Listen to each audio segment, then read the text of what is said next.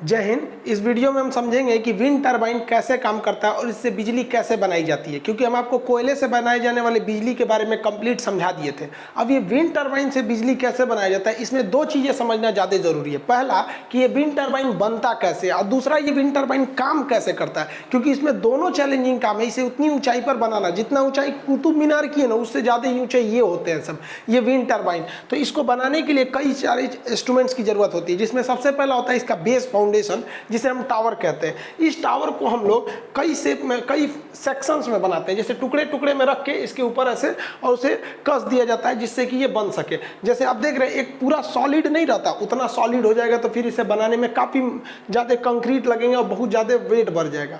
इसको खोखला रखने से एक और फायदा क्या होता है कि इसके अंदर से जो ऊपर से बिजली है उसे केबल द्वारा नीचे आराम से लाया जा सकता है। अगर खोखला नहीं रहता तो बाहर से लाना रहता, अंदर से आता है, इसलिए केबल सुरक्षित रहता है। दूसरा, अंदर हम सीढ़ी बना देते हैं। सीढ़ी से क्या होता है कि अगर इसके हब में कोई प्रॉब्लम आती है ऊपर, तो अंदर सीढ़ी द्वारा हम लोग जा सकते हैं, नीचे से एक रास्ता देकर, एक फाटक देके। तो ये इसका भाग होता है टावर। ये डिपेंड करता है कि ऊंचाई कितनी है। अगर पहाड़ पे ऊंचे जैसे टावर दिखेगा ना, टावर अगर किसी के घर पे बना देते हैं तो कम ही ऊंचा रहता है, जमीन से बनाना है तो ज़्यादा ऊंचा रहता है। ये 80 से 100 फीट तक ऊंचे होते हैं। ये टावर डिपेंड करता है कि एरिया कैसा है।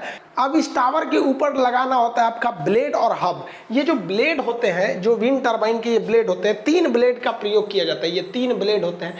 ये ब्लेड काफ़ी लंबे होते हैं, लगभग 60 फीट इतना ऊंचे होते हैं, यानी 5 से 6 मंजिला, 8-8 मंजिला ऊंचे ये ब्लेड होते हैं सब। अगर आप छोटे शहर में रह रहे हैं तो आपके शहर की ऊंचाई, जो मैक्सिमम ऊंची बिल्डिंग है उसका इसमें एक ब्लेड होता है, क्योंकि छोटे शहरों में ना आपका 7 से 8 मंजिल से ऊंचा बनाने नहीं देता है। बड़े शहर दिल्ली उल्ली रहिएगा तब तो आपको बड़ी बिल्डिंग मिलेगी, इतनी ऊंची होती है। इन ब्लेड्स को ले जाना सबसे बड़ा पहाड़ होता है। देखिए कितनी मुश्किल से इस ब्लेड को ले जाया जाता है, कितने ट्रक्स वगैरह लगाए जाते हैं, स्पेशल ट्रक बनते हैं जो इसे ले जाते हैं, क्योंकि ये हमेशा इस विंड टरबाइन को पहाड़ी एरिया में सेट किया जाता है और पहाड़ी एरिया में सड़कें अच्छी नहीं होती हैं।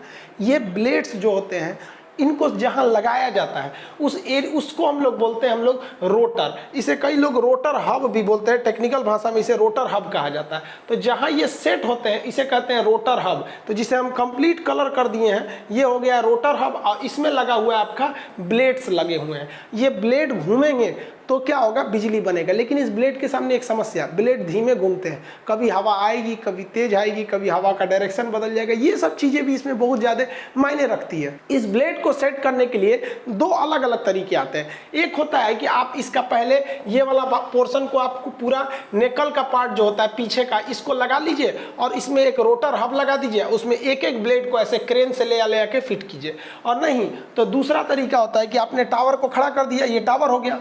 जो इसका सबसे पूरी मशीन होती है, उस मशीन को हम लोग रखते हैं जिस बॉडी के अंदर, उसे हम लोग नेकल्स कहते हैं। इसमें क्या किए, इसको आप खड़ा कर लिए और जमीन पर आपने रोटर हब लगा दिया और इसमें तीनों ब्लेडों को जोड़ दिया और एक साथ हैवी क्रेन ले आके इसको कस सकते हैं। तो ये कई टाइप से होते हैं, इसके असेंबली होता है, डिपेंड करता है कितना वेट है, एरिया कैसा, उस हिसाब से इसे बनाया जाता है। इसका जो सबसे मेन पार्ट होता है वो इसका नेकल वाला पार्ट होता है।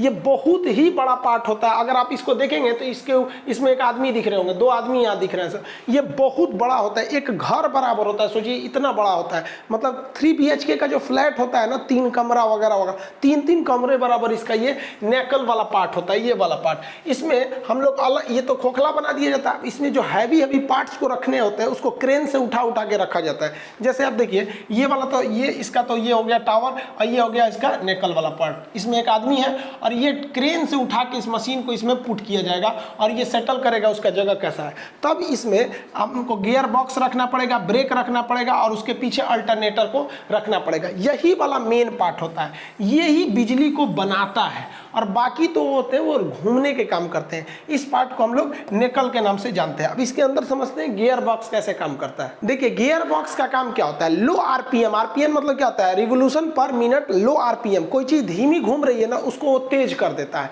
उसी को हम लोग क्या कहते हैं, गियर बॉक्स कहते हैं। नॉर्मल समझिए, साइकिल को देखिए, साइकिल को जब आप डबल स्पीड पे खड़े कर देते होंगे तो इस पैडल को, जो ये साइकिल का पैडल होता है, इसको थोड़ा भी घुमाइएगा ना तो ये जो चक्का होता है बहुत तेज घूमता है। अगर आप इसे 1 बार घुमा देंगे ना तो ये ससुरा 15 से 20 बार घूमेगा, यानी इसका 1:20 का रेशियो रहता है। एक बार अगर आप इसको घुमा दिए तो वो 20 बार इसको घुमा देगा। और वही अगर चेन उतर जाएगा या अच्छा से काम नहीं करेगा, जाम चलेगा, तो जो बार इसको घुमाइएगा उतने बार ये चक्का घूमता है, तो कहते हैं बड़ी जाम चल रहा है, तो इसका सर्विसिंग किया जाता है यहाँ पर। तो वही काम करता है इसमें गियर बॉक्स। जैसे ये तो रोटर है, इसमें लगे रहेंगे ब्लेड, तो ये तो बाहर का हिस्सा है, इसमें ब्लेड लग जाएंगे। कई तो ब्लेड लगा दीजिए, यहाँ हम ऐसे ब्लेड लगा दे रहे हैं समझने के लिए। इसके पीछे ये साफ्ट होता है, साफ्ट उसे कहते हैं जो घूमने वाला रॉड होता है, ये साफ्ट, ये जुड़ा होता है इस गियर बॉक्स से। गियर बॉक्स वही काम करता है जो साइकिल का ये पैडल काम करता है, यानी अगर ये जितना घूमेगा उसकी स्पीड को ये बढ़ा देता है, आरपीएम बढ़ा देता है। इसका जो रेशियो होता है 1:90 का रहता है।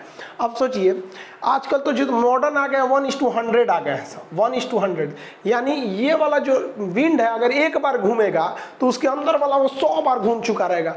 अब आपको भले लगता है कि ससुराल लुसुर लुसुर घूम रहा है, तो जो इंजीनियर बन के बीटेक किए हैं सब ना, हमारी ज़िंदगी को आसानी इंजीनियरों ने किया है।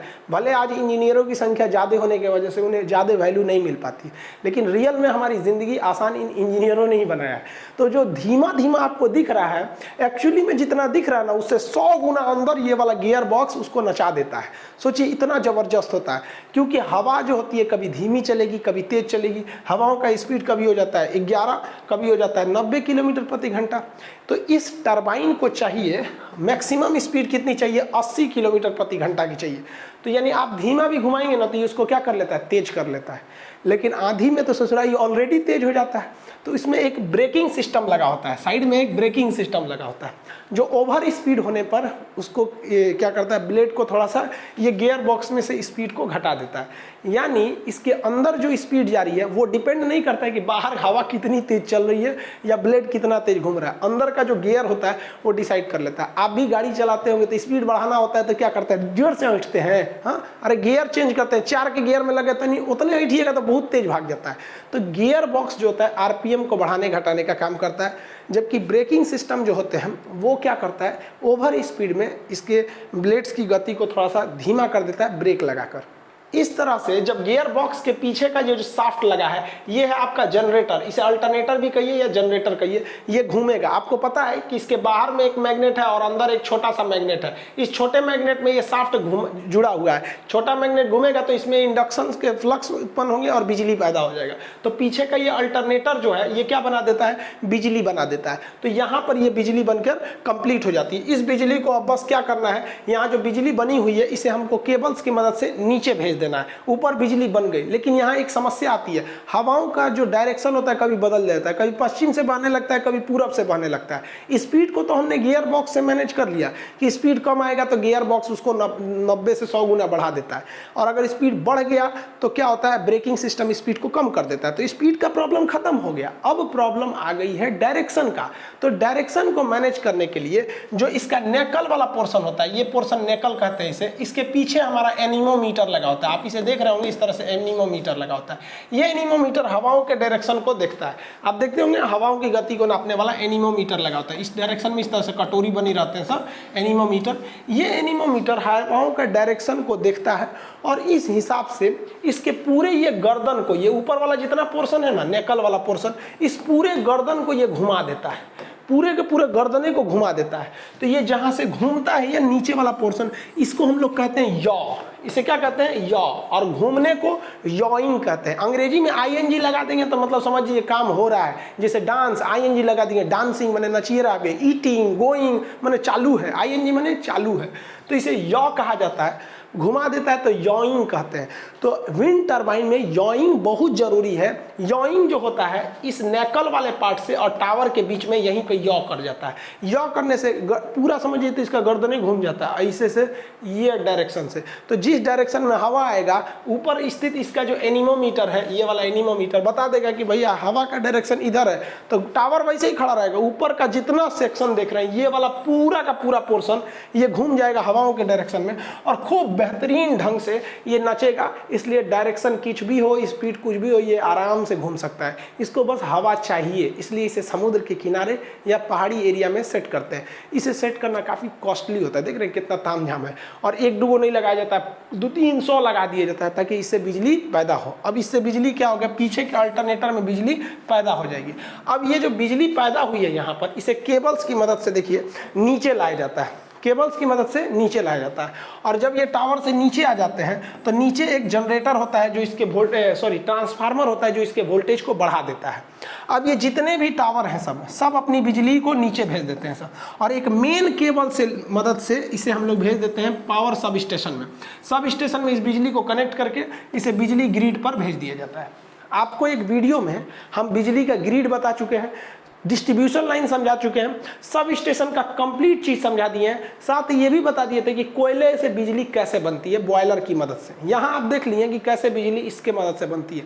वोल्टेज फ्लक्चुएट ही नहीं करेगा क्योंकि जो गियर है वो स्पीड सेम रखता है, इसलिए बिजली भी सेम आती है। अगर वोल्टेज कम भी ज़्यादा हुआ तो नीचे में क्या लगा हुआ है, ट्रांसफार्मर। और यहाँ जाइएगा तो यहाँ पे भी ऑलरेडी ट्रांसफार्मर लगा रहेगा, मतलब सेम फ्रीक्वेंसी पर आपको ग्रिड पर लगाकर भेज दिया जाता है। और इस प्रकार हम लोग विंड टर्बाइन की मदद से बिजली बना लेते हैं। इसकी सबसे बड़ी खराबी यही होती है कि बहुत ज़्यादा कॉस्टली होता है, और दूसरा इसे हर जगह इंप्लीमेंट में नहीं लिया जा सकता है। यूपी, बिहार या नॉर्थ इंडिया में कम यूज होते हैं, लेकिन वही पहाड़ी एरिया में जाएंगे, हिमाचल प्रदेश या फिर कोस्टल एरिया में, वहाँ इसका ज़्यादा यूज होता है। इससे कई सारे लॉस भी होते हैं, लेकिन लॉस उतना ज़्यादा नहीं है क्योंकि ये पर्यावरण प्रदूषण को बहुत ज़्यादा बचा देता है। अब कुछ पर्यावरणविद कहते हैं कि इससे पक्षी मर जाते हैं। अरे भाई साहब, अब सबको लेके चलिएगा तो कहाँ से होगा। कल हम गाड़ी चला रहे थे तो गाड़ी के आगे एक तो पक्षी चला आया, उसके शीशे से टकरा के मर गया। तो उसके लिए क्या आप हमें जिम्मेदार कहिएगा? नहीं ना, कोई जानबूझ के थोड़ी करता है। तो ये पक्षी भी कुछ टकरा के मर जाते हैं। तो कुछ लोग कहते हैं कि पक्षी को बचाने के लिए विंड टर्बाइन बंद कर दीजिए। अरे भैया, इसको बंद करेंगे तो कोयला से बिजली बनाएंगे तो प्रदूषण से हम लोग मर जाएंगे। 100% कोई भी चीज़ अच्छी नहीं होती, कुछ ना कुछ तो साइड इफेक्ट पड़ते हैं। दूसरा कि इसमें कभी स्पीड ज़्यादा हो जाता है, ब्रेकिंग सिस्टम काम नहीं करता है तो आग लग जाते हैं। और विंड टर्बाइन जो ब्लेड होता है ये भी तो अंदर से खोखला ही होता है, और ये टावर भी खोखले होते हैं। कभी कभी टावर में टूट जाता है या फिर विंड टर्बाइन में टूट जाता है, तो टूटने के बाद फिर उसे मेंटेनेंस में काफ़ी लंबा खर्च आते हैं। खैर जो भी हो, हम लोग जो पानी से बिजली बनाते हैं और जो हवा से बिजली बनाते हैं, इसमें वन टाइम इन्वेस्टमेंट है। इसके बाद बहुत हल्का फुल्का टूट फूट गया तो मेंटेनेंस की ज़रूरत है, और हमें फ्री में बिजली मिलते रहती है आराम से। इसके लिए हमें कोई पर्यावरण को प्रदूषण की ज़रूरत नहीं, इसलिए इसे हम लोग इको फ्रेंडली कहते हैं या नवीकरणीय के नाम से जानते हैं। ये बहुत ज़रूरी है ताकि आने वाली भविष्य को हम एक अच्छा पर्यावरण दे सकें। हम आपको कोयले से बिजली बता दिए थे, उसका डिस्क्रिप्शन में लिंक डाल देंगे। और ये हम हवा से बिजली बनाना आपको बता दिए। आगे आप कहेंगे तो हम बिजली पानी से कैसे बनती है उसको समझा देंगे, फिर परमाणु बिजली घर से कैसे चलती है उसको समझा देंगे। गैस से जो बिजली बनती है सेम वैसे ही बनती है जैसे कोयले से बनती है, बस जहाँ कोयला डाला जाता है वहाँ गैस डाल दिया, तो वो दोनों सेम ही है सब, बस कोयला की जगह पे गैस कर देना। आई होप आप इसे समझ गए होंगे, और आप सब लोग को बहुत बहुत दिल से धन्यवाद। आप लोगों ने एजुकेशन चैनल को आज 3 मिलियन पहुँचा दिया। भाई जून में 1 लाख भी नहीं था ये चैनल, और आज अक्टूबर में 3 मिलियन हो गया। गजब हाल है, बहुत खुशी हुआ। पता है हम फ्लाइट से आ रहे थे, थोड़ा तबीयत ठीक नहीं था तो गए थे दिल्ली वगैरह, तो वहाँ पर हम देखें हम मास्क लगाए हुए थे, तो मास्क से तो कोई दिक्कत नहीं है, चेहरा पहचान में नहीं आता है, तो हम बोले ना तो बस आवाज़ से पहचान में आ गया। तो उसमें स्पाइस जेट की फ़्लाइट थी, उसमें एयर होस्टेस कह रही है कि आप खान सर हैं? हम कहे हाँ हम वही हैं। तो कह रही सर हम आपका वीडियो देखे हुए हैं, 6-7 वीडियो आपने जहाज़ के ऊपर बताया, तो हमने कई वीडियो बनाए जिसमें जहाज़ के पार्ट्स वगैरह को बनाया। आप सब लोग का तहे दिल से धन्यवाद। और वीडियो कुछ लेट हो गए थे स्वास्थ्य की वजह से, अब कंटिन्यू वीडियो रहेंगे। अब एक भी दिन हम गैप नहीं करेंगे, कोशिश करेंगे एक भी दिन गैप ना हो। अब आपको वीडियो कंप्लीट मिलते रहेगा। फिर से आप लोग का धन्यवाद। आपने खान जी रिसर्च सेंटर परिवार को आज 30 लाख का परिवार बना दिया, इतनी बड़ी जिम्मेदारी दे दिया। बहुत बहुत धन्यवाद। मिलेंगे अगले क्लास में। जय हिंद।